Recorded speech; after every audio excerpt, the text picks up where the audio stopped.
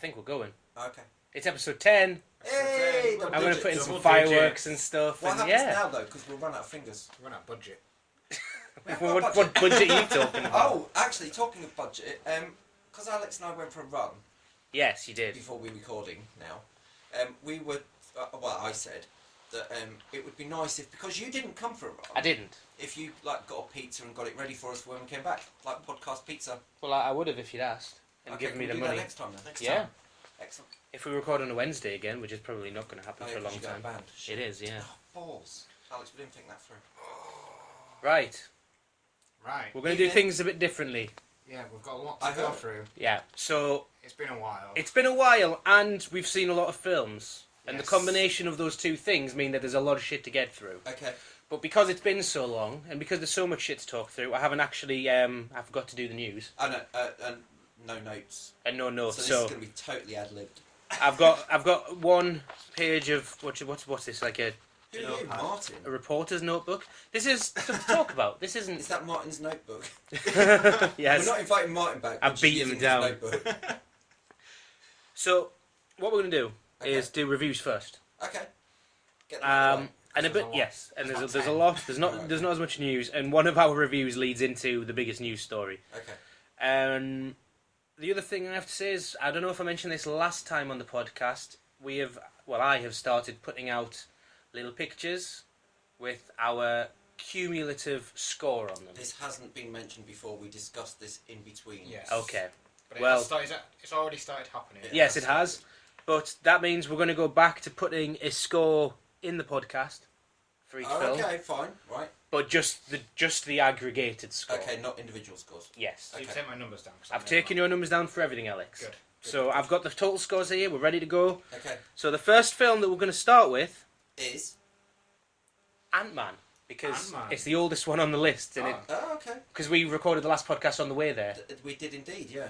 So what do we all think of Ant-Man? I think that Ant-Man is easily one of the top 3 Marvel Cinematic Universe films to have been released to date. I agree, and I think it comes in exactly at number 3.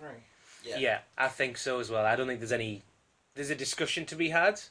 No, it's definitely number 3. That's why I said the top 3. Yeah. But Quality-wise, I think... quality-wise, it's not as good as The Winter Soldier. It's not quite as much fun as Guardians, but it's it definitely... sits in beneath both of them. Yeah. I completely it's agree. to those two, and that's a good place to be, really. Really it's is. something that everyone was a bit like, fuck Ant-Man. Yeah.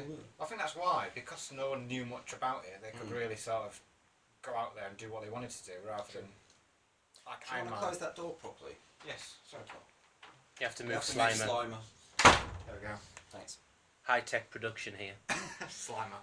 Hey, I bet no other recording studio has Slimer guarding the door. No. we'll press him at the end just so I can have a sound bite to add in. Was it press him? Yeah, he's got a little...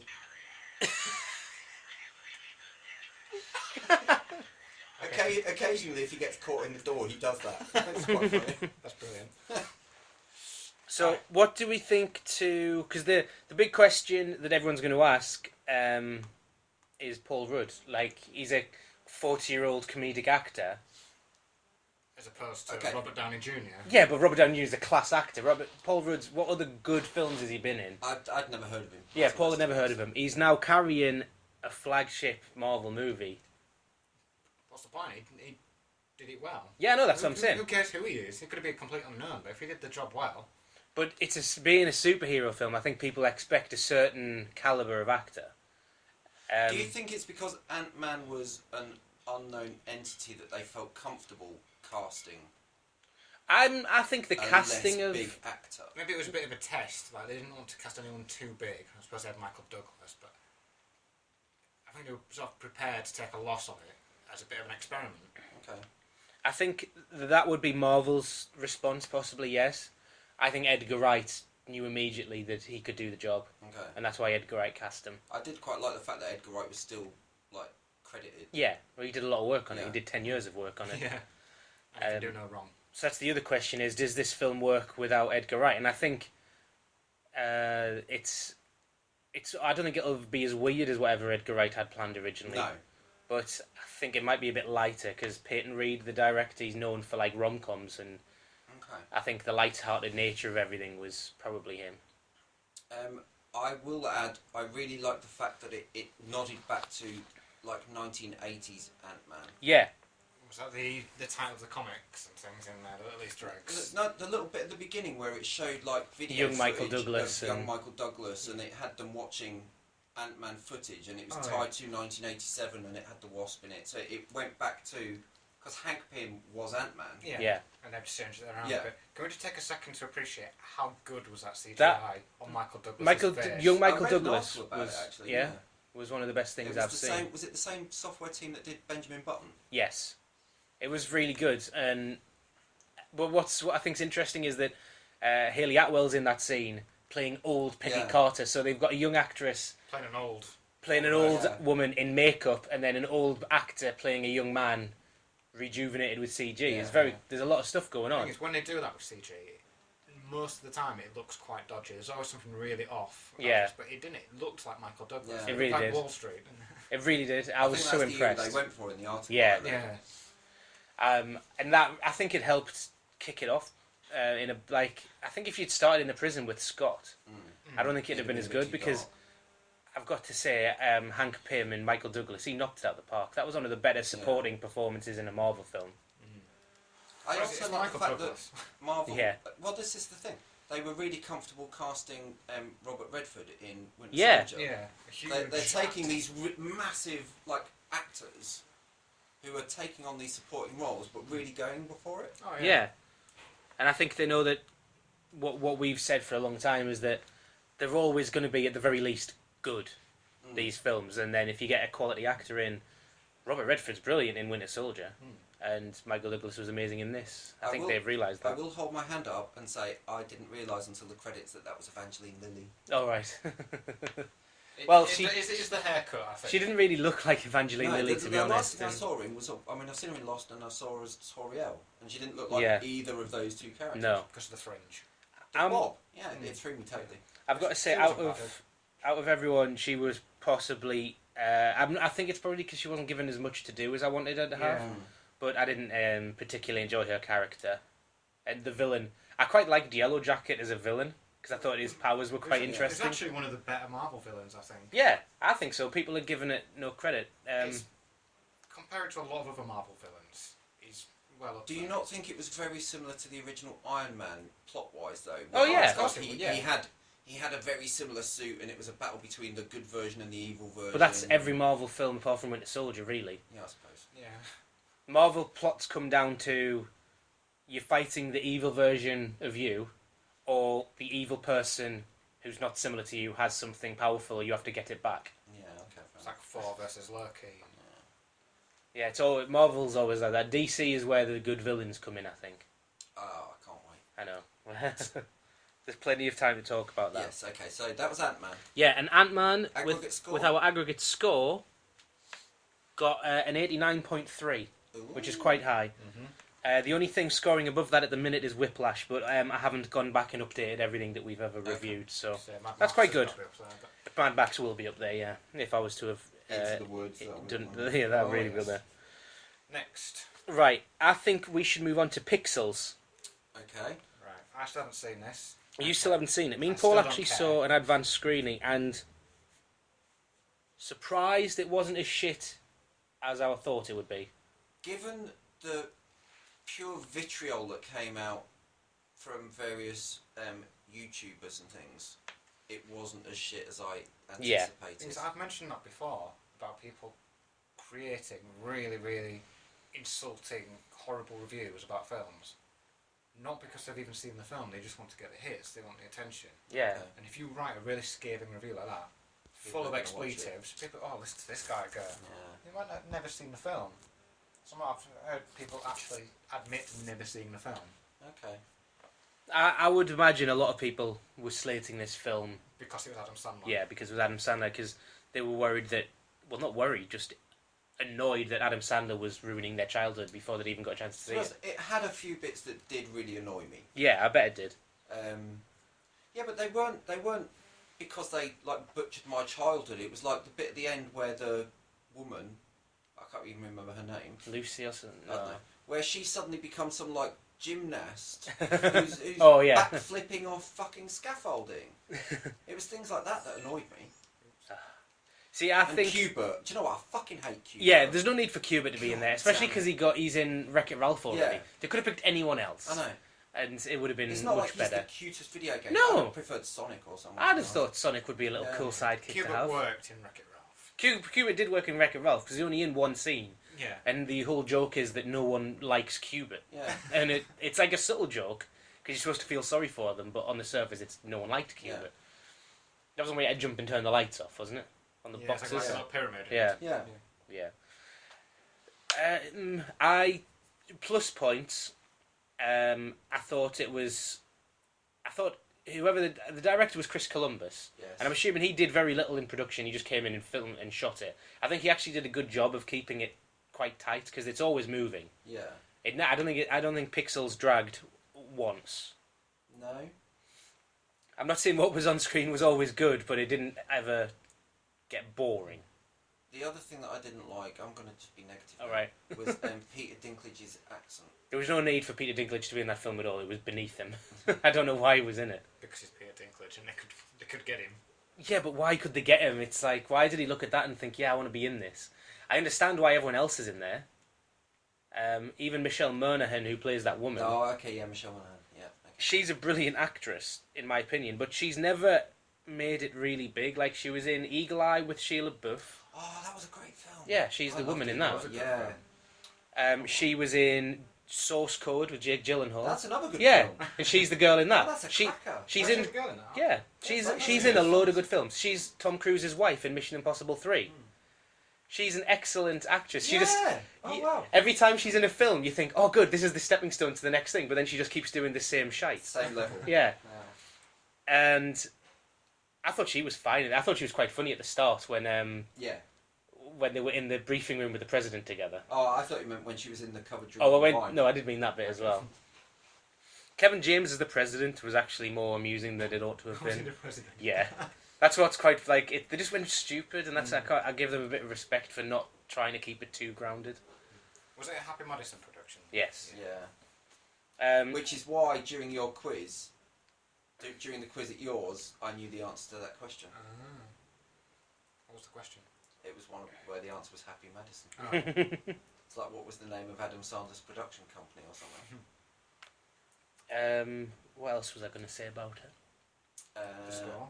Pac-Man, Ghosts. Yeah, this is another one where the trailer ruined the film because all of the key moments were in the trailer entirely. Like the Pac-Man scene, the finale of the Pac-Man scene's in there. The big reveal with the Donkey Kongs in there.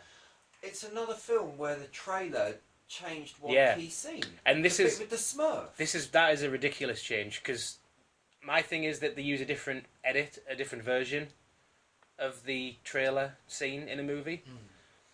And then when we went to see Wedding Ringer, the context was wrong, but it was the same scene. They just played it forwards versus backwards. In this, they change who says a line and where the line is said. Yeah.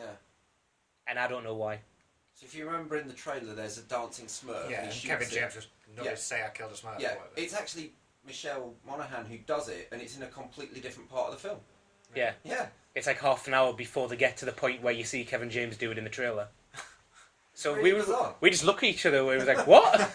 We were Unless like, they're going to do exactly the Yeah. same thing later on, something weird has just happened. but I just don't understand why they swapped it round because the woman saying it, she's like, don't kill anyone, kill the Smurfs. Like, who the fuck are we going to tell? We don't know anyone you know. Yeah. And no one in the greater public gives a fuck. He's the president. I understand why he didn't want people to know he shot a Smurf. It would have been a lot funnier. But there you go.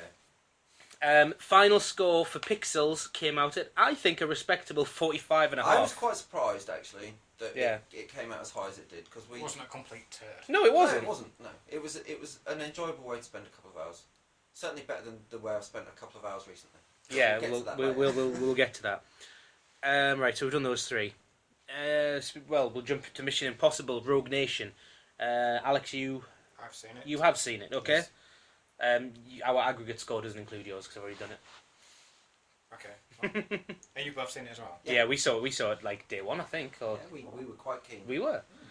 So this is the 5th entry into the Mission Impossible franchise. Tom Cruise is back, and this time the whole Anti-IMF. yeah, there's like the Rogue Nation is a very well trained. It's Spectre, It's like the Yeah. Illuminati sort of thing. Yeah. Isn't it? but I get the impression because at first I thought that this syndicate had been around for years, but it's more of a recent development by the sounds of things. Okay.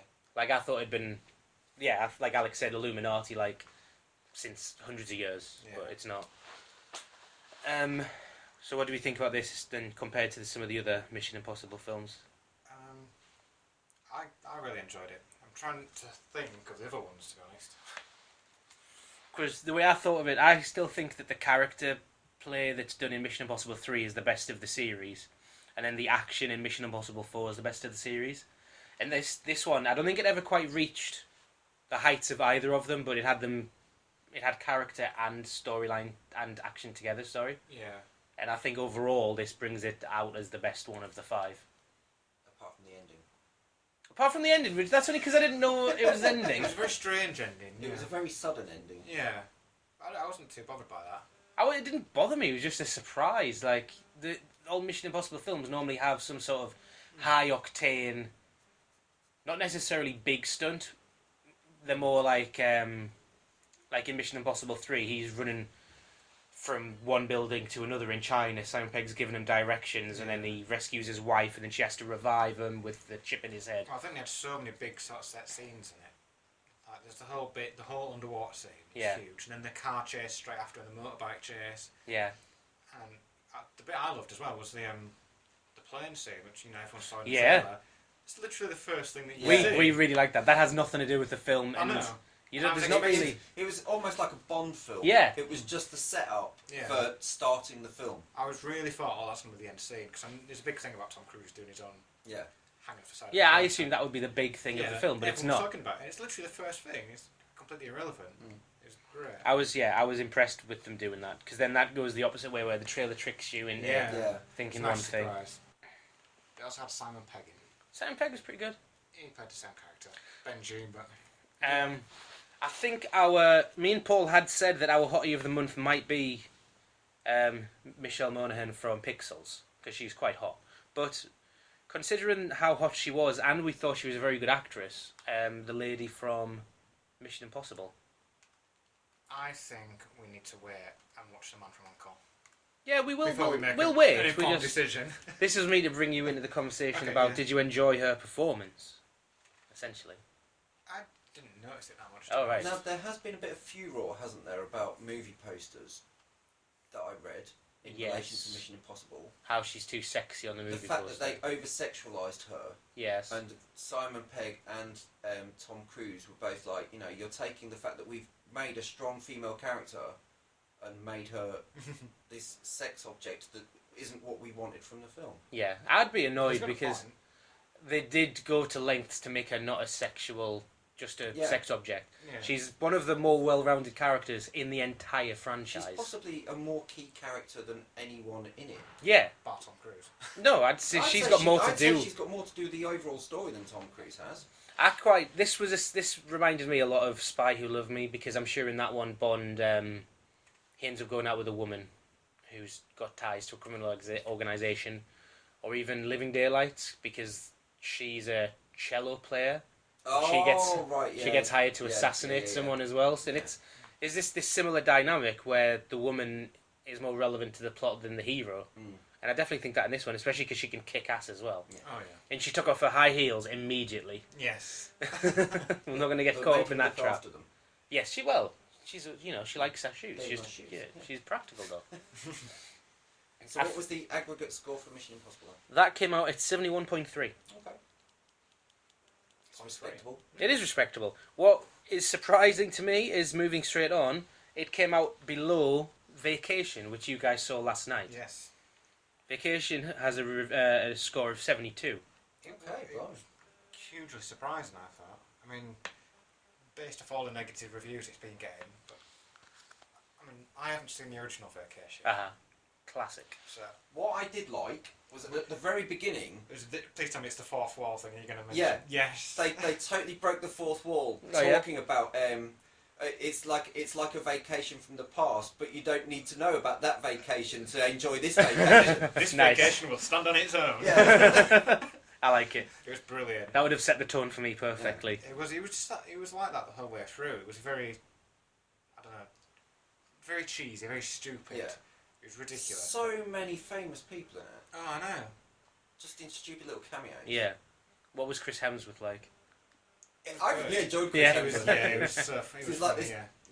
Redneck Texas weatherman stroke cattle farmer. / sex god. Yeah. I think I'll have to see it. Yeah, no, It you was should. enjoyable. It was a It good way to was. spend the evening. Um, 2 hours. I mean, I can't understand why it was getting such bad reviews. It's just it's a good laugh comedy. It's not film of the year, never will be. And, Yeah. I don't think they expected that. Where do you think it compares to the other comedies of the year? Because we've had some good ones. Because at the minute, my top one is Spy? no, it's not Spy. Oh, I can't even remember what it is. But we've had The Interview this year as well. Was that this year? Is Yeah. that this year? Yeah. It was right at the start of this year, wasn't it? In our country, release was this Oh year. yeah, Yeah. good point. Yeah. Yeah, I don't think it's quite as high as Spy or The Interview. But it's definitely up there. Yeah. I mean, some of the It's- jokes fell a little bit flat, I felt. I mentioned it before, things like when it was just making crude references for the sake of it. Yeah. And that's not a joke. You can't just say Glory Hill and expect it to be funny. Yeah. You've got to have it in some sort of context. And I felt a lot of them jokes were in Unfinished Business. Did you see that Yeah. with me? No. There was a lot of jokes where they just said rude things. yeah, to and be it's funny. not a joke. It's No. not funny. I do think dicks are funny, I love a good. but cop you have joke. it has to, the context has to be right as well. Oh yeah. I particularly liked the younger brother. Yeah. He's just so funny because he's just typical like aggressive younger brother. Yeah. Little man syndrome. Yeah. He's just I do- bullies the older brother. The He's two 19, bits in you the know. trailer. Really? What, really? Yeah, the older brother is 19. I think I'm the young brother. Oh no, he's not 19. The two bits that always make me laugh in the trailer is the younger brother, Yeah. and it's the one where he throws the Yeah, hypodermic dark. needle at his brother. That bit's funny. Is it a bit when he's When they're at dinner. in the back of the car? No, no. Where it's like, That's This what is you what you actually sound sound like. Yeah. It was pretty much just a yeah. lot of that. But Yeah. It was. I'll have to go see I it. was quite surprised. To be honest. Because I mean, I say we've got so many reviews to do this podcast. We're going to see about 4 or 5 films Yeah, over the there's a few next missing. week. So I'll try and catch that before the next time because I did want to see it. I just couldn't get back in time. Let's go, Alex. Quickly, absolutely anything. Simon Pegg's new film. Reasonable film. Wasn't outstanding. That's getting slated as well, though, isn't It is getting ridiculously slated. Our score of 50.5 is generous by all accounts. It felt very Monty Python-ish. All right. As it should. Yes. Because It has everyone in it. it has the entire Monty Python cast. Oh, does it? Yeah. They don't play themselves, they only lend their voices. But it is the last... And it was directed by Terry Jones. And there's that. Oh, okay, fair enough. But I think it depends if you like Monty Python humour. And Yes. Yeah, I love it. there's Great. a lot of that sort of thing in there. Some of it's a bit flat. It's not as funny as Vacation was. Yeah. I've got to say that some of the reviews, because I've looked into Rotten Tomatoes, Metacritic and stuff like that, they're only working off like 15 reviews at the minute. And most of them, I'm willing to bet at this point, are American critics. So when the British audiences get Oh, involved, right. it might... It's a very Yeah. British film. Yeah. Yeah, there's 'Cause- not much for the Americans in that. So it's a film about Simon Pegg getting imbued with alien powers Yeah, so of... these aliens come around and they go around all these different worlds, and they're the highest power, and they say, here's a species. We need to see if they can, come join us on this spaceship as one of the all-powerful beings, or if they need to be destroyed because they're dangerous. Yeah. And there's a big test we do, and we give one person at random the power to do absolutely anything they want, just like by waving their hand. Yeah. And Simon Pegg gets that power, and they're watching him for about a week just to see if he uses it for good or evil. Oh, do you know what? I vaguely remember the trailer. Yeah. now. I thought it looked quite funny. I like it when his dog starts talking to him in the trailer. Not the bit that you mentioned to me today. There's a bit in the trailer where I can't remember what he The dog says. plays quite a key role in it, actually. It's all the way through. Yeah. It's So Robin Williams' last film. Oh, yes. It's a really nice bit in the credits, actually. They've put in, and it's just like literally the making of. Uh-huh. It's just Robin Williams like doing his voices and all the different sort of cuts and ad libs that he's done Oh, that's cool. as part of the dog, but he's like, actually filming here Yeah. in front of the microphone. So that's quite a nice touch. I Oh, yeah. think. See, that was on my list as well. I'm going to try and get to see that one.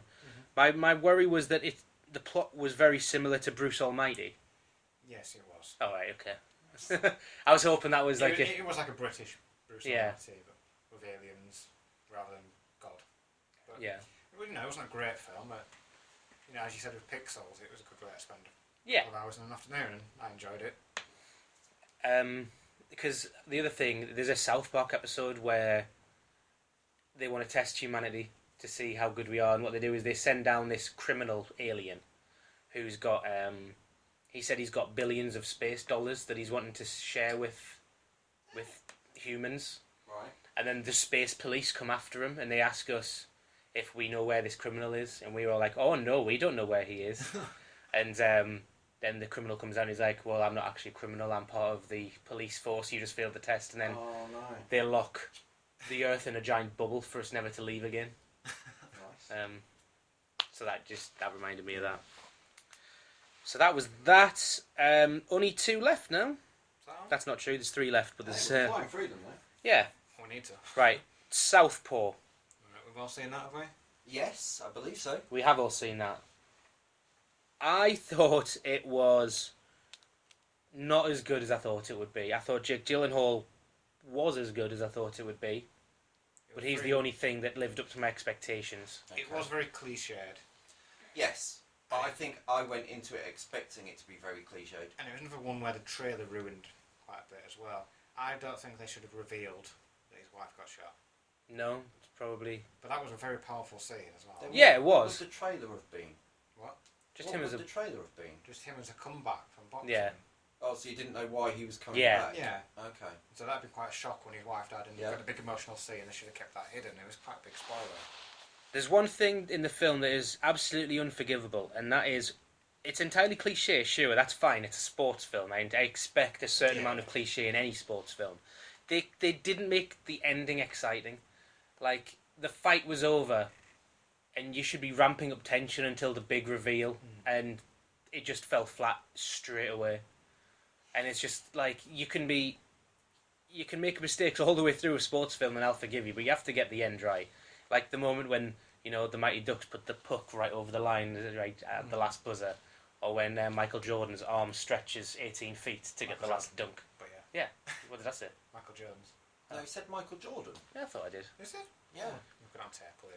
And this is just like, the camera's not even on Jake when he wins. It's like, there's some shoddy TV camera work going on and you're watching the TV footage.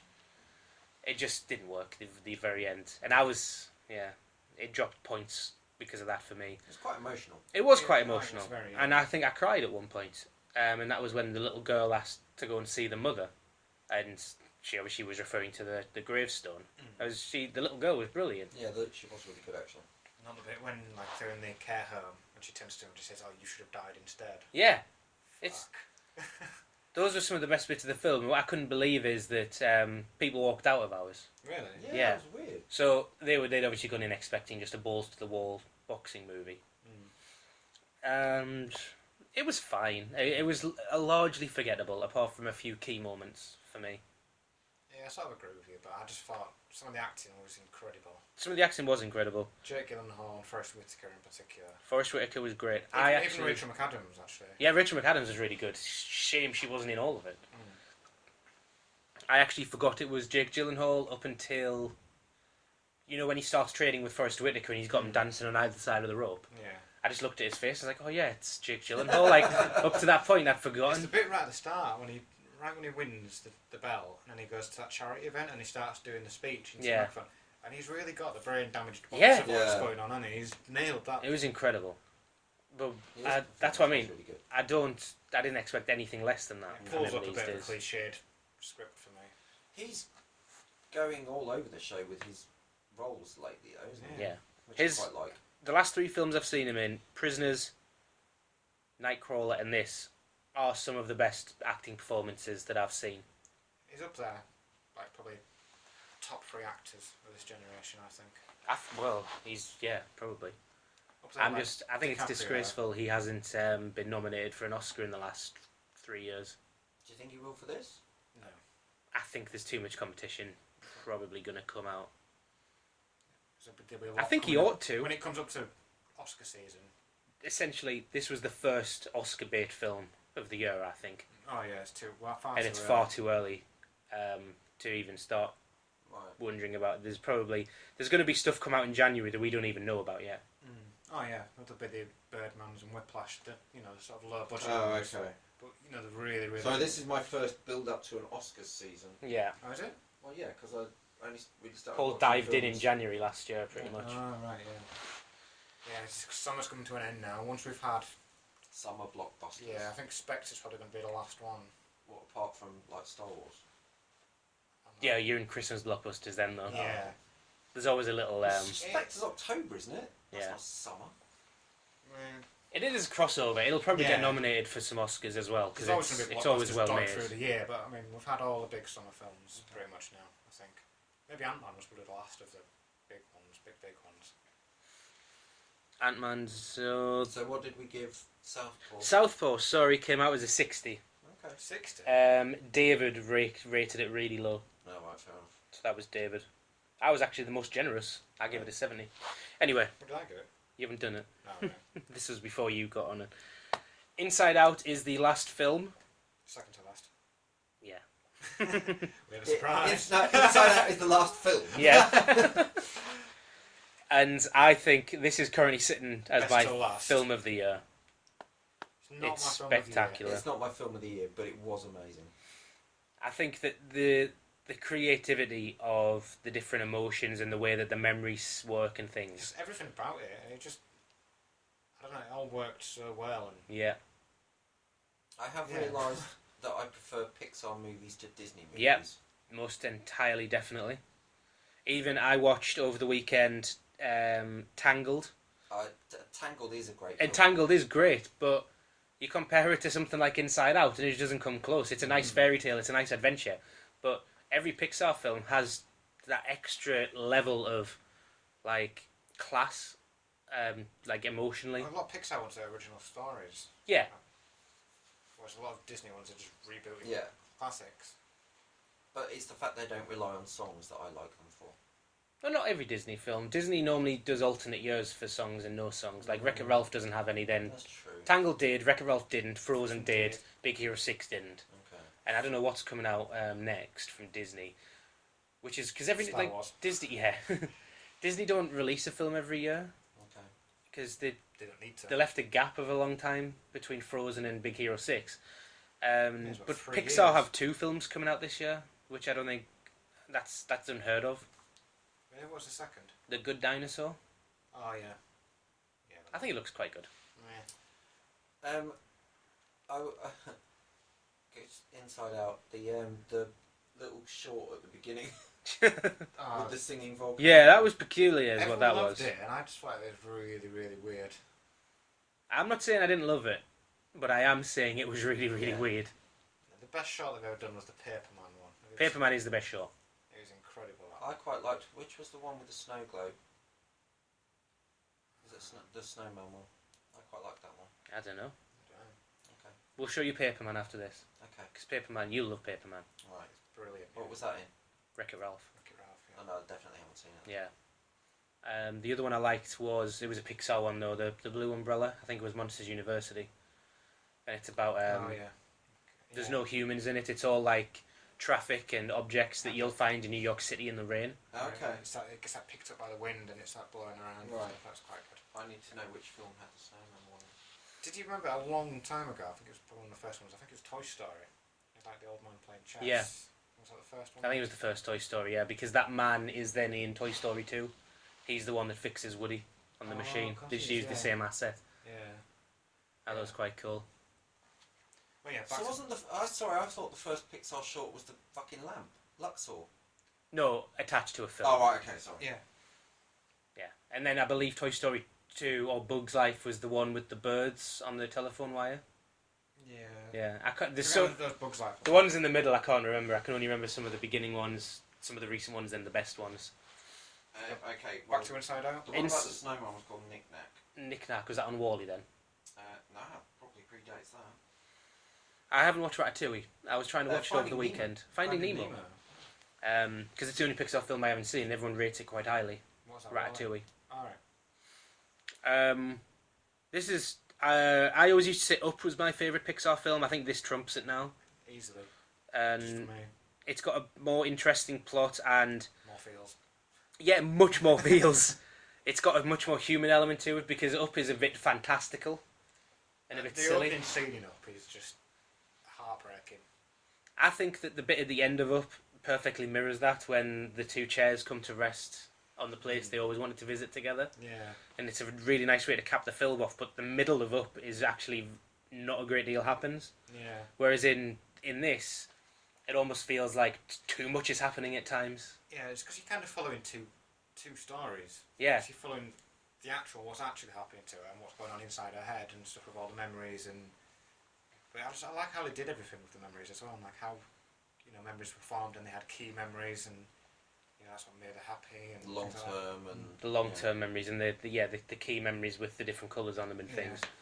And the way and the that... way the memories fade. Yeah. Big point... Don't go there, I'll cry. But A big point I liked, I don't know if anyone else noticed it, it was like the mental health and depression side of it. Mm-hmm. And when like all the emotions are gone, when she can't actually feel anything, all the key things are gone, she's like lost everything. Yeah. How everything sort of turns black and sort of clouds Yeah, over. I noticed. It was all very like everything was done for a reason. I Oh, think yeah. in this, It's even if I really didn't see cleverly it done. all. And I was gonna say, is that like when the control panel was going? Yeah, black? when Yeah. when she's sort of, I don't know if I can spoil it, but when she's running away, Yeah. and all the final things, the things that she really holds on to have gone, collapsed, and she's got nothing left. That's when it starts to come Yeah. in. but I don't know if this is what you were referencing, but it's when joy and sadness are running around long-term memory. At that moment, when they were first in long-term memory and the sun was shining when she was awake, it was like clear sky. But that gets cloudy. It was very clever, and this is what I was going to say, was credit to them for not putting a certain character in the trailer at all. Oh, okay, yeah, I know who you're on I about. think I know. Yeah. I went to see it with Becca and Libby, and they knew who this character was because they'd been to a Disney shop, and the toys were in there. Ah, right. I had not a clue who it was, but they were both singing the song before I got there because Okay. they'd obviously been in and pressed his hand. Yeah. But I was really amazed they didn't put him in the trailer. Pixar Yeah. must have some good creative The control. guy who did that voice Yes. has been in quite a few Pixar films, hasn't he? Right, I can only think of one. Which And is... Bug's Life. Yes, he was the The fat... sidekick. Yeah. He To- was the mayor in Spin City. Yes, he was the mayor. That's what I know him from. But when I was trying to explain to Becca who he was, she was like, "What the fuck is Spin City?" I was like, "What's Spin City?" I love Spin City. Yeah, I like him. Yeah, Richard someone maybe. Are you looking it up? Yeah, I'll look it up. Okay. Yeah, I thought. Who was your favourite? Did you think all the voice actors were good? Because I thought they kind of all matched the personalities pretty well. Yeah, you can't fault any of them. What I did find strange was, like, in her head, there was like a mix of like male and female. Yeah. Richard Kind, Emotions. by the way. Whereas in Dad's head, they were all male. and Yeah. The Mum's head, they were all female. Yeah. I just thought that was a bit weird. Don't know why they did it. Probably had a reason. I know exactly the reason, I'll tell you as well. The other thing that I quite liked is this is all part of the same She's quite answer. a tomboy. No, Oh, okay, in this. go on then. All of the emotions in the dad had moustaches. All the emotions in the mum had red glasses on. And the only reason that they did that and make them all one sex is So so you could that when tell they them apart. panned out, you knew which head you were in. Okay. Yeah, I see, So what they did was they started with the characters in Riley's head. yeah. And then when they moved, so they already had a mix of gender. Then when they moved to the other heads, they were like, just to keep it simple, we'll do this. There's nothing in it more than that. Ah, fair enough. I thought there would be, but like she got, because I was looking into it, like she got anger and fear from her dad, and she got the other three Yeah, that's emotions what I from was her mum. wondering. But apparently that's me looking too deep into Yeah. it. That's what I thought it might have been. But Well, that's because she's like the girl who plays hockey and all that Yeah. sort of stuff. She's the and- tomboy. Yeah. Yeah. And the Oh, fair anger enough. comes from that. Yeah. Yeah. I think they could have said that, and it would have been believable. I also like the fact that like anger wasn't just anger, but it was like her wanting to win at sports came from her Yeah. anger and things. Yeah. I think it's very... When it actually, at the end, where you saw the mixed emotions and how they all work together. Yeah, it's such a great film. Yeah. How they brought sadness into it. And like at the first, you just want to kick sadness out and you bring everything out, but then like You need sadness to function. Mm. Yeah, and it really brought it home to me. Like, every time I think about an emotion that I don't understand someone else portraying, I'm going to think about who's pressing the buttons in there now. It's the bit where they're being... Joy is dragging sadness through long-term memory, and it's just this row of blue. She's just like dragging her hand across. I like it when they get to the next island and they're like, "Oh, we have to walk to the next one now," and sadness goes, "Okay." You just see a leg poke up from the bottom of the screen. It's the very end bit where sadness has gone missing, and Joy's like, "Okay, let's just think like sadness would be." Just lays on the floor. It was really good. Final score? Final score for that came out at 86.3. That's a surprise. Yeah. I thought that would be higher. Well, it's you two. You and Alex gave it. I said I gave it 5. Yeah, you gave it 5, which is 82. No, 5 gold ones. 5 gold ones. Yeah, 5 reds. Oh, we'll come back with It wasn't a recount. 5. It wasn't 5 normal ones. Oh, sorry. That's okay. We're gonna have a recount immediately. Okay. Immediately? Yeah. Well, while you're recounting... 90.67. 90.67. Yeah. That's a bit more realistic. Yeah, that's a bit better. So I'm And that is recounting. actually it's still less than Whiplash. Well, that's Thank God fair for that. enough. Yeah. So, last film, gentlemen. Actually, before we get onto that, Okay. if I can have a quick mention of The Gift. Okay, quickly mention it. Because you're going to go see it, so I won't talk too much about it. It's another one of those where it's the actors come along, and he's written it, directed it, stars in it. All right. And it's So what? Who wrote it? Joel Edgerton. Joel Edgerton. Wow. He wrote everything, directed everything, produced everything. It's literally his film. Yeah. And I've always been quite a big fan of his. Yeah. You know, from when he did Warrior and Exodus. Exodus is really good in. And Gatsby as well, he was good in that, but it was a brilliant film. Okay, I'm looking forward to it then. Excited for you to see it, because it's right up at the top. I'm excited to see it, but everyone's decided they're going Friday and I can't make it. Oh, sorry, Paul. That's okay. Sorry, Paul. That's okay. It's fine. So, Bitchy. from the sublime to the shite, Fantastic Four. This is one time when I think that our review is, where the critical reviews is more generous than ours. I don't know, because I've defended it, to be honest, as much as possible. My first word is they should just drop the word fantastic and call it 4. No, because that implies there's going to be 3 more films. No, I think what it implies is it shouldn't be 4, it should be called 3 and Mr. Fantastic is there sometimes. Yeah, it's that as well. Because they spend more time in the beginning at a science fair than they do working as 4 fantastic people. Yeah. I know it was an origin story. I'll get No, my defense. Let me get my defense Okay, go out on of the then. way, because I'm not I'm praising going to let it. him talk for 2 minutes and then I'm going to talk for 20. I'm not going to say it was a good film. Okay. I don't think it was, but the way people are slating it Mhm. is a bit harsh. I think the opening sort of first hour of it was actually really good. How they brought in all bring the How characters much in. of that film was an origin story? Pretty First- much everything apart from the last 5 minutes. Yes. That's not how you Yes. make an origin No, story. it's not, and that's why it's not a good film. But people slagging it off completely.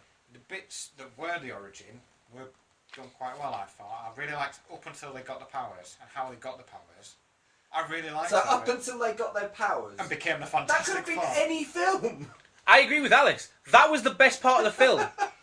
That was done really well. How they got the powers, like when he got his legs crushed and he's Yeah. stretching to try and get away from them. That's why he's got stretchy legs. And when Michael B. Jordan was on fire, that's how he became the Human Torch. And I when quite rocks liked collapsed on the top. dynamic of the Yeah. 4 in the lab.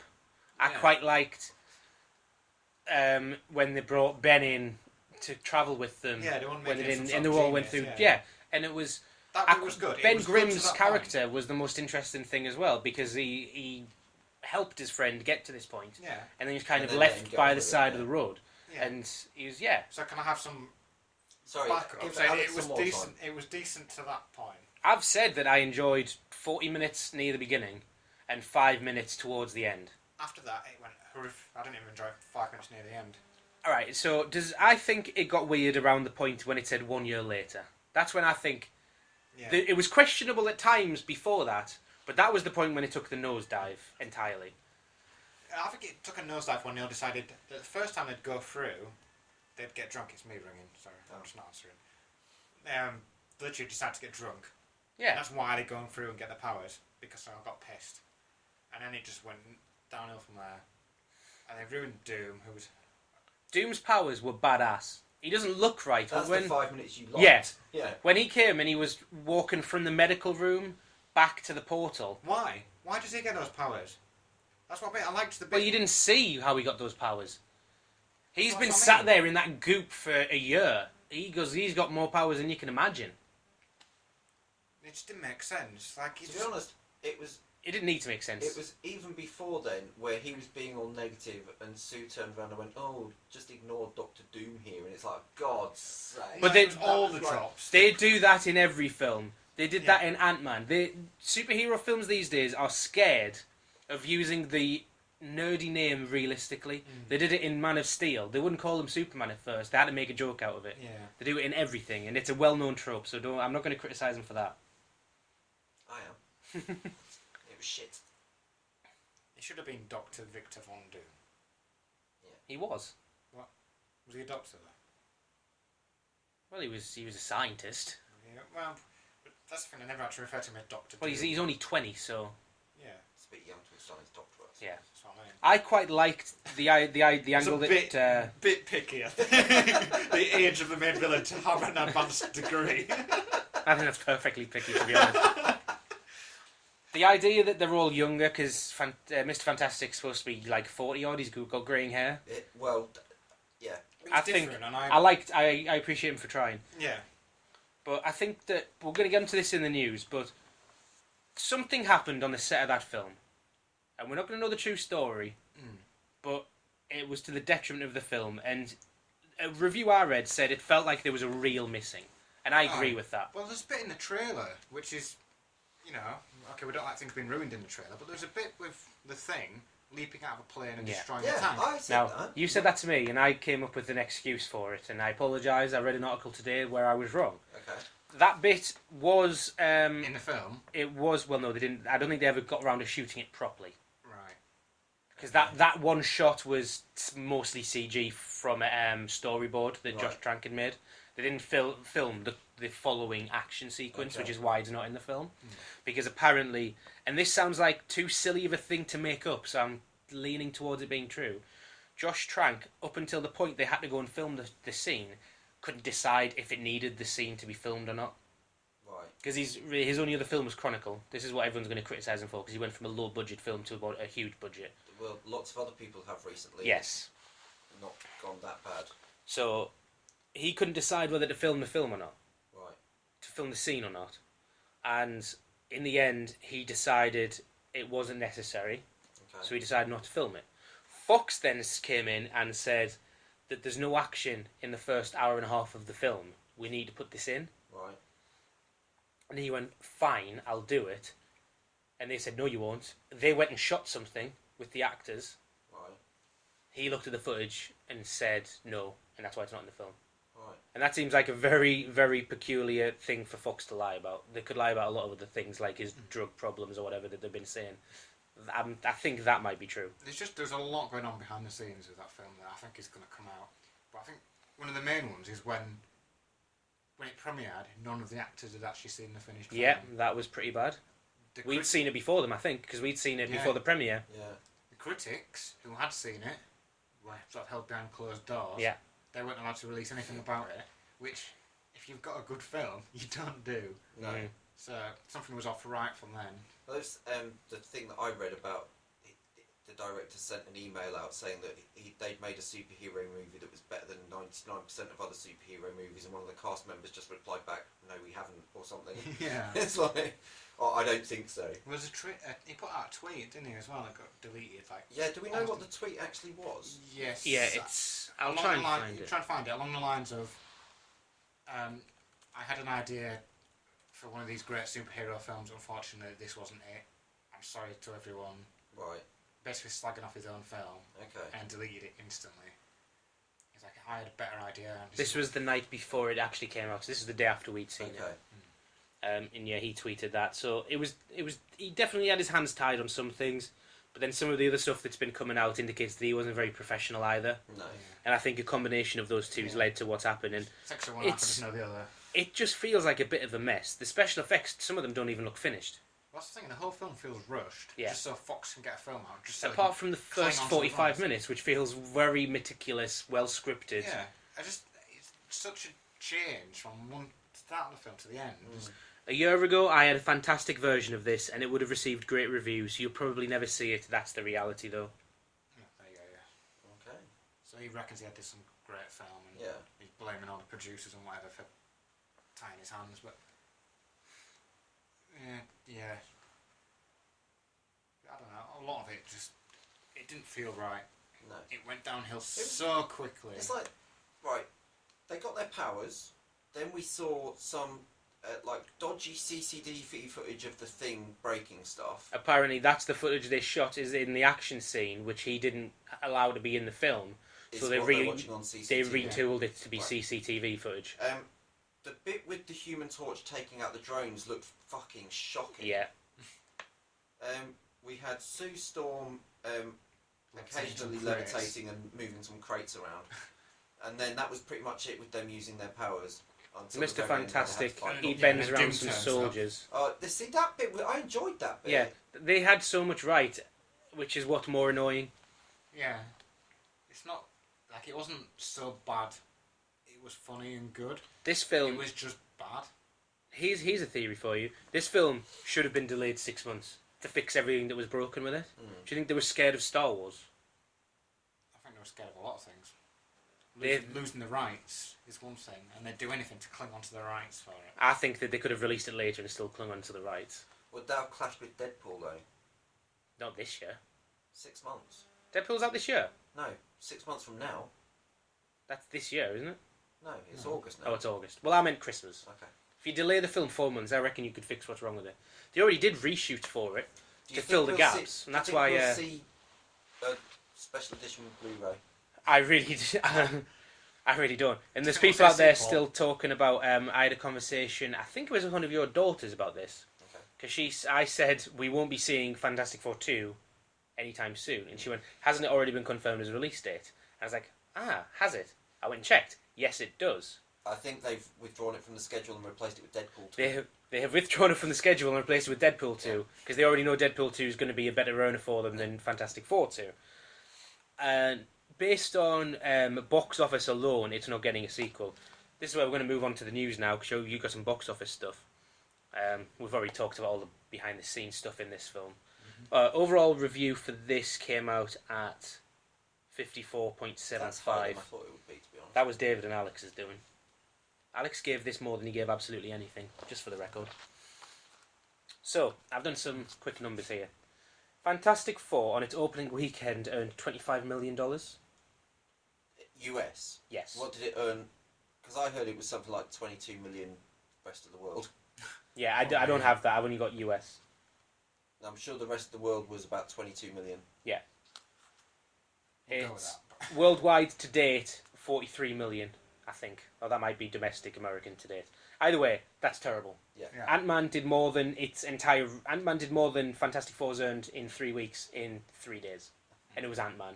Yeah. And do you think that the people at Fox are just like, they made Ant-Man work? Yeah. Maybe we should, To be give them honest, some rights. Do what we did with Spider-Man. with the MCU, Guardians was the turning point because that was the one that was either going to make it or break it, Yeah. and that was a huge success. And then I think after that, Marvel are like, we can I fucking don't know. do anything. I think Yeah. Guardians was the point where they realised that we can't actually do anything. It was already going before then. Iron Man was raking in money. What I mean is that is the point where they thought we can make. Oh anything, yeah, that was the gamble. It's Yeah. like, if we make this and it's a success, Then we can do whatever we want. Yeah. Yeah. I'm the only thing that worries me is that Fantastic Four. It has the Marvel logo at the beginning. but it's nothing to do with Marvel Studios. No, I know it's not, No. but they still have to How lend the many logo people to it. don't know that? Yeah, exactly. Mm. And I'm not going to say that they're going to boycott the next film because this one was crap, but I'm concerned that the bubble of superhero films is going to burst at some If point. Fox keep. Yeah, And Fox are behind Deadpool. yeah. Get an X-Men. They get some things right, but They've done a lot of X-Men right. this is one of the worst superhero flops that I could find. So the other one I found was... I think it is the worst. It's not. Well, in terms of compared to budget, yeah. The worst one I could find of any note... Ghost Rider, Spirit of Vengeance. That was a good guess. And Anything all before Iron Man, I'm going to guess. I don't think No. Ghost Rider was before Iron Man. Ghost Rider, Spirit of Vengeance. Oh, the sequel, Ghost Rider. Yeah. Ah, okay, yeah. That was 2011, which would have been the... It was after Iron Man. Yeah, because Iron Man was a long time. 2008, I think. Ghost Rider... See, this is where it's ridiculous, though. Ghost Rider is one of the worst superhero films on the box office, and that's because it wasn't advertised. No one even knew it was coming out. I didn't even know there was a Yeah, sequel. Alex didn't even know there was a sequel. It earned 22 million in its opening weekend, compared to 25 for Fantastic Four. And that's not accounting for inflation. And that's not accounting for inflation. And then compare it to this. That's not accounting for huge growth in Superhero movie movies as popularity. well. That's it. You think about how big a market it is now. If you Oh, released Ghost Rider, the exact film, again, and just told people it was on, it would make more than Fantastic Four, I guarantee. Probably would, yeah. Green Lantern. One of the worst superhero films that I've ever seen. $53 million opening weekend. Now, if you compare this to total box office, Ghost Rider earned $51 million total. Fantastic Four's at 43, still in cinemas. Is it going to make another $8 million? I don't think it will. No. Green Lantern made $116 million worldwide. It's not going to come close to that. Now, to be fair, Ghost Rider 2 budget was $64 million. So it actually came out just under. Which isn't bad, since it's quite a low budget for a superhero film, first of all, and no one knew it was coming out. Fantastic Four's made $43 million from a $100 million budget. Yeah, that's a flop if I ever heard of one. Green Lantern, even though it did make $116 million, had a $200 million budget. 200. Yeah. So, they're all failures, but there's something about Fantastic... Like, I would watch Green Lantern or Ghost Rider 2 before I watch Fantastic Four again. I want to watch Green Lantern. I'm going to get it again. So I haven't seen it. I'm intrigued. I'm not going to... Because Ryan Reynolds jokes about it in the Deadpool trailer. That's why I want to see it. Yeah. One of my favourite parts of the Green Lantern film is he's just slept with this woman, and then he gets a phone call saying he's got to go and test a plane. So he's like putting his clothes on, and he's like, "Oh, I've got to go to work. Help yourself to whatever you want. There's water in this tap," and then just leaves. I think it's a really good joke. So that's my news on that. I did some actual number crunching there, Yeah. Nice. and Fantastic Four is doing pitifully, essentially. I had some number crunching. Yeah. But I didn't save them. So I'm going to have to try and find them again. But it was basically talking about how much of a terrible year it's been for Sony so far. Okay. Tony? Tony. Yep. Has Tony had a bad year? Yep. Oh, poor guy. Sony's highest grossing film this Is year. that Tony's brother? Yeah. Okay. His big Japanese brother. Can you guess what Sony's highest grossing film is this year? I couldn't tell you any Sony films. That's probably another reason why. But Okay. Paul Blart Mall Cop 2 is their highest grossing film. Okay. We didn't see that, did we? That's earned $104 million. Okay. Right, I need to try and find the numbers again, but Paul Blart, Pixels, it's shocking. It's barely made any money. Universal Studios, Jurassic World. I need to find them all again because I can't remember. Here we go. I've got it. You got it? Yeah. So, Sony has, for the last 9 years, Sony's always fuck's Sony has sake. always. Sony has always grossed at least $1 billion a year. I like your voice. Thank you. Okay. Spectre's still to come out. They've obviously got some other little ones that we're not aware of, but they've only got 233 million. Okay. This is American domestic again, Right. so they're nowhere close. No. Because Spectre ain't going to do 800 mil domestic. No. Universal has currently earned $1.87 billion for the year. Okay. They've got a cinema market share of 28.9%. Think of these films. They've got Jurassic World, which is currently the second most profitable film of all time. I've heard of that one. Furious 7, which is in the top 10, I believe, when we looked at these numbers. Minions, which is making silly money. Pitch Perfect 2, which must have done alright. And 50 Shades of Grey, which we know was ridiculous. How is Minions making money? Well, I think... Why do people like it? No one I know likes it. I took a 3-year-old to see it and she didn't like it. I do see them everywhere though, so someone's obviously getting in on it. Yeah, I told Sobi, she tried to show me... I can't speak today. Sobi tried to show me a Minion quote, which lit a Facebook at the moment. Right. And I've made a conscious effort that I'm boycotting even looking at them. Because Minions don't speak. So why are they used to illustrate quotes? That's very true. So, okay, so that was which movie studio? Universal. Have you got any Universal. others?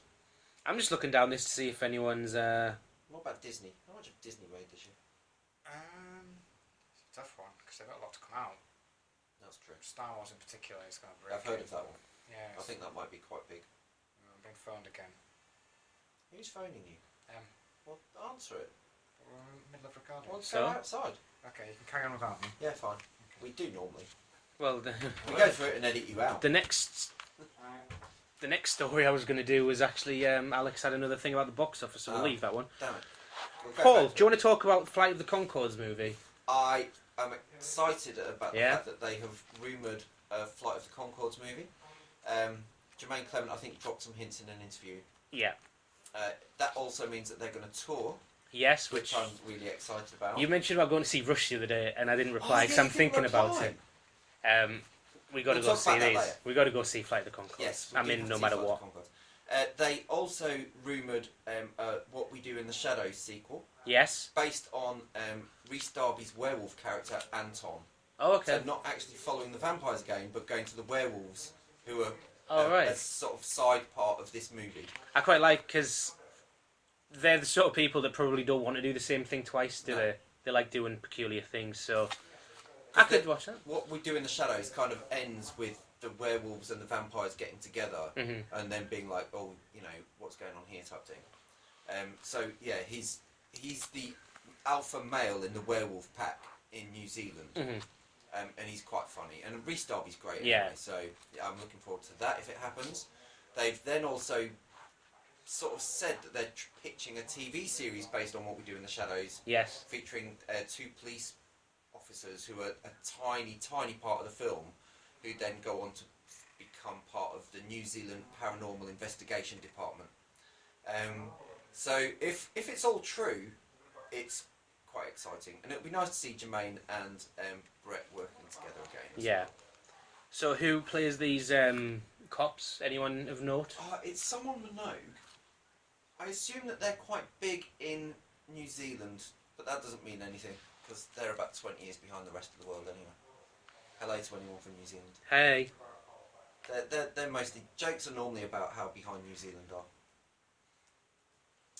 Is it Paul Minogue and someone else? I recognise the name Paul Minogue. You're on about Mike Minogue. Oh, Mike Minogue. And the other one's a woman then? Yeah. That's Karen O'Leary. Okay. They're very funny in the film. That's the thing. They're hypnotised to not realise that all these weird things are happening. So yeah, it would be nice if that actually. Oh, so they play actual policemen. Yes. I assumed they were playing vampire policemen. No, they are police who are called to the vampire's house to investigate a disturbance. Interestingly, Mike Minogue was in The Hobbit: An Unexpected Journey Well, there's a surprise. and Lord of the Rings: Return of the King. Someone from New Zealand in a Peter Jackson movie. Yeah, he was Lava and Path of the Dead miniatures unit Oh, in nice. Lord of the Rings, and in Hobbit he was a facilities manager, Oh, okay. and now he's an actor. Yeah, there you go. But yes, they work really well together. The fact that they are actually going to tour is. It's big news. That's the it's biggest news of all so three, really. mental because obviously Brett McKenzie's quite huge in the whole songwriting Yeah. movie world now. So the fact that he's going to go back to this tiny little two-piece folk comedy thing, I think is great.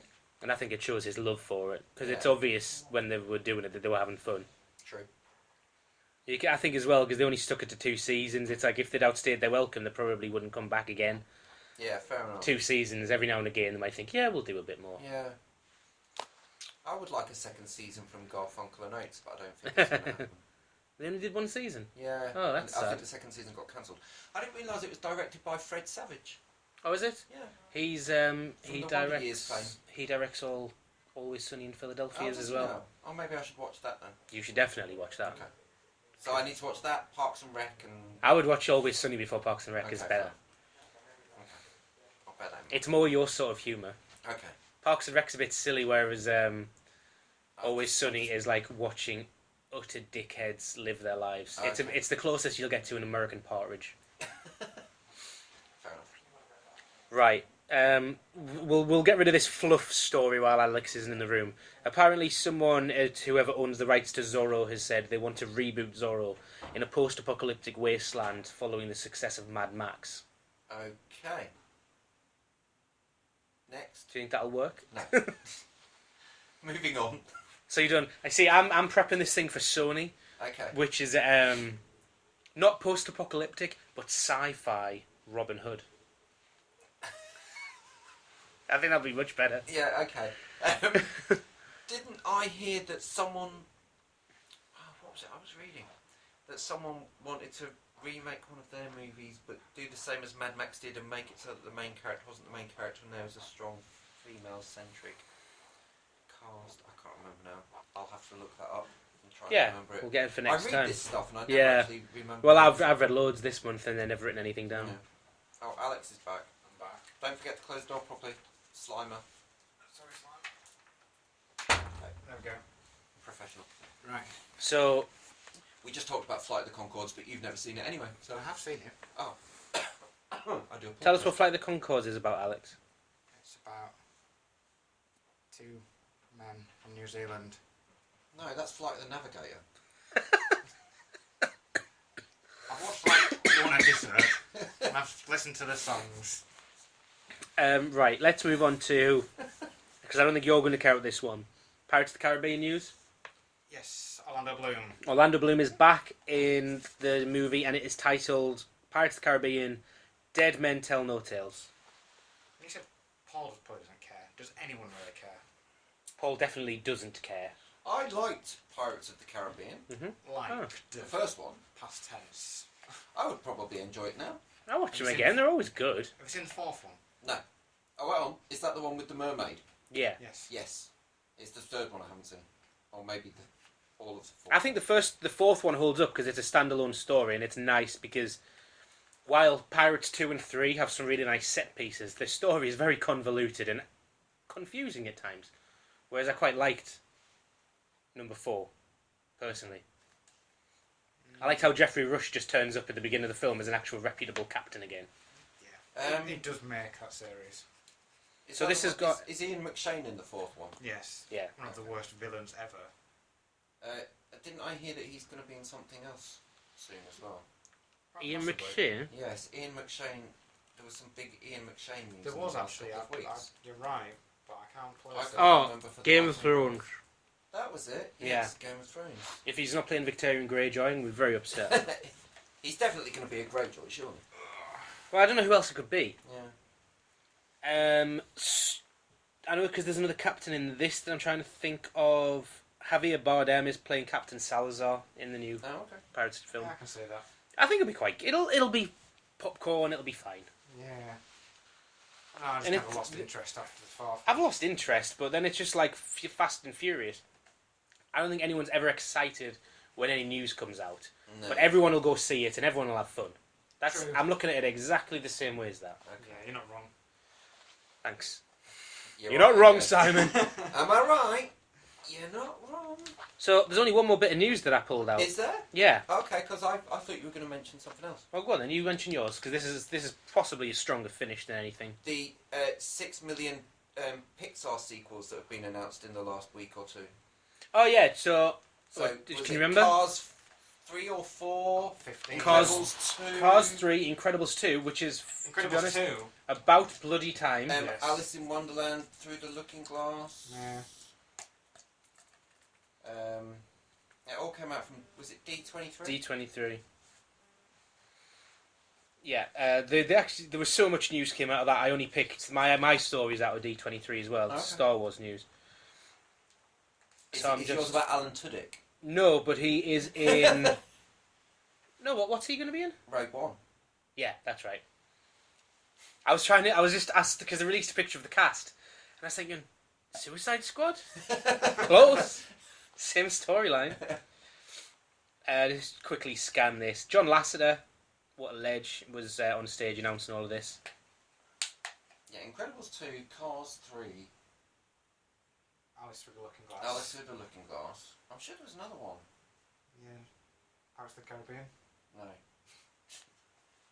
I don't know how I feel about Alice Through the Looking Glass, to I be don't really honest. care, to be honest. They're doing an animated Jack and the Beanstalk called Gigantic. Don't care. Didn't they just do one, Jack the Giant Slayer? Not Disney. Didn't they Not do? Disney, no. Didn't they do Into the Woods that had a Jack and the Beanstalk reference? Yeah. Was that I'm Disney? guessing because of the way they've called this Gigantic, it's going to be the Tangled, Frozen, Gigantic route. So as long as it's similar to them, I'm sure it'll be fine. It's set in Spain during the Age of Exploration. Oh, what's That that? might be a bit more interesting. Yeah. God, there's so much bullshit in here. Moana, which I don't know what that is, that's going to be coming out with The Rock in by the looks of things. I heard it's about a singing volcano. Oh, okay, It's so this lonely. is... I actually thought this was good news. There's a short on the Inside Out Blu-ray called Riley's First Date, Oh, that'll be cool. and I really want to watch It's gonna that. be from inside their heads. It's going to be from inside the Okay. head, and I'm sure there was a picture. They had one shot released, and you could see the boyfriend, and it's the boy Is from it the the end boy of the from the film. hockey rink? Yeah, Oh, And now it's awesome. screaming. yeah. Girl, girl, girl. That's so funny. Finding Dory, we Oh, yeah, we knew about anyway, didn't that. we? But Yeah. that was the other poster that I saw. Yeah. Finding Dory. Coco. Don't know what that is. Toy Story 4. Oh yeah, shit. I Oh, forgot yes. about that one. Yeah. So there was quite a lot come out. I wish you would prepared more, to be honest. It's a long way away. Let's be honest. D23 for a company specific conference. They always have a lot of news to tell you. Whereas like a video games thing, they'll have one show at one conference normally a year. Yeah. They had a lot of stuff out. And the story I pulled out is they finally decided on a director for Star Wars Episode 9. Okay. Oh, but before I got into that, did we mention that Josh Trank, following... This was before Fantastic Four came out, has been fired from his Star Wars spin-off movie? Yes. Really? Yeah. Oh dear. Because apparently one of the exec producers on Fantastic Four has just been hired at Lucasfilm. He's Right. like, I'm not working with him again. And that makes me think as well that it might have been more the director than the studio. Yeah. If an executive producer, once he's moved studios, is still Well, 'cause sticking to isn't that he being- story. Isn't he being like done for property damage and lots of other stuff as well? Yeah, well, and he turned up to set drunk and things, so he probably broke some stuff. And anyway, so they've picked the director for Episode 9 because a lot of people thought Josh Trank might do it, Right. but he's not. It's going to be Colin Trevorrow. Okay. Do we know who? Never heard of him. Name rings a bell. He released a little film this year called Jurassic World. Oh, okay. Thought I'd heard of him. You directed that? Yeah. Really? Yeah. Wow. So is Star Wars Episode 9 going to be sexist? I don't know. Stormtroopers in heels. It's got Bryce Dallas Howard in though. That was a Episode joke. 9? That was a joke. Oh, okay. That's a shame, because I would have watched it. Isn't it sad that it's like 8 o'clock and it's dark? Do you know, when I got up this morning, it was dark. It was about 5:30. Yeah. And I was like, winter is coming. Yeah. I'm really hungry. Yeah, I'm hungry as I'm well. hungry. Um, I'm hungry as so something that's... we've got JJ for Episode 7. Yeah. Rian Johnson, Episode 8. He directed Looper. Haven't seen it. And It's then a good film. Colin Trevorrow for Episode 9. They're following the original trilogy in terms of tone. Okay. JJ is like really almost Light-hearted. fantasy and Yeah. adventure-y and light-hearted. And to be honest, Star Wars, the original Star Wars was the brightest of the trilogy, I think. Yeah? Yeah. Do you not think it was because of all the spaceship interiors, the whiteness of the stormtroopers? It was a very bright film. I think it was... You might be right about bright, but I think the third one is certainly more colourful. Because there's a lot of The whole greys and overall whites, thing, and yeah. whereas... What about In- Hoth? In the second one. That's what I mean, it's still monochromatic. Yeah. Okay. But then you've Empire Strikes Back is the serious one, Mm. and the depressing one, and that's where you bring in Rian Johnson, because Looper's not a happy film, Oh no. and he can deal with... Looper is one of the better time travel movies that I've ever seen. Okay. And Colin Trevorrow, Jurassic World is an utterly stupid film, but he made it fun. So And- is it going to be set on a jungle planet? That'd be pretty Episode cool. 9. Yeah, with giant Giant lizards. Well, no, not lizards. What they've done is they've genetically Stormtroopers modified riding giant Ewoks, and they won't tell them what they've modified them with, and it's actually part Velociraptor. Ewok, part Sarlacc. I reckon it might be part Ewok, part Wookiee. Do you think? It's an Ewokie, yeah. Ewokie. A Wok. Ewokie. Ewok. Yeah, we've made a new Right. picture. We're going to leave it there. Was that it for Star Wars news? Yeah. So you're not mentioning like Rogue One or anything? I wasn't going to. Okay, fair enough. Alan Tudyk. Alan Tudyk's in Rogue One with someone else big. Sorry. Someone else big's I in only it. cared about that bit of news. I like the photo. Felicity Jones looks good. Is She the always lead looks in good. that. Dunno. She doesn't always look good. She didn't look good playing a paraplegic's wife. Was she meant to? Well, I don't know, but that's not what Alex's point was. Oh, okay. Yeah, but this, that's Alex. She's playing a badass leader of a group of rebels now. Now she looks good. I think it could be better than Episode 7, dare I say. I think. Yeah. Okay. Because it's in the era of Star Wars that I like. Fair enough. But I don't know if I don't like We this, shall see. this trilogy. We shall see. 'Cause I very much like JJ. So. JJ is awesome. Right, website is underway for getting fixed and stuff. Ben's working on it right now, I think. Awesome. Thanks, Ben. Thanks, Ben. Thanks, Ben. And more news in the coming weeks. Thanks to Hans Adam for the theme tune Oh, I again. was just about to say that. And Oh. yeah, hit us up on Twitter and Facebook in the meantime. Check us out because we'll be posting more regularly on the Facebook page with the reviews and the hotties and stuff. So yeah, it's been a thin slice of heaven. I think Slimer should have the last word. I think I can. Okay. No, it's alright. You can move that closer. Look. Okay, move that closer. And to finish, Bye everyone. Bye. broken it. Oh, Alex. Good job, Alex.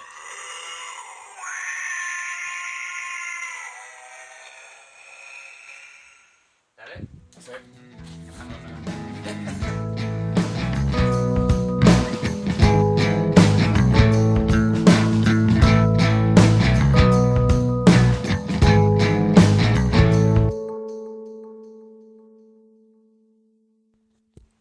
You just want to talk and see if it's picking you up from there? I would quite happily talk to see if it's picking me up from here. Good, Alex. Quite happy to talk and see if it picks me up from here.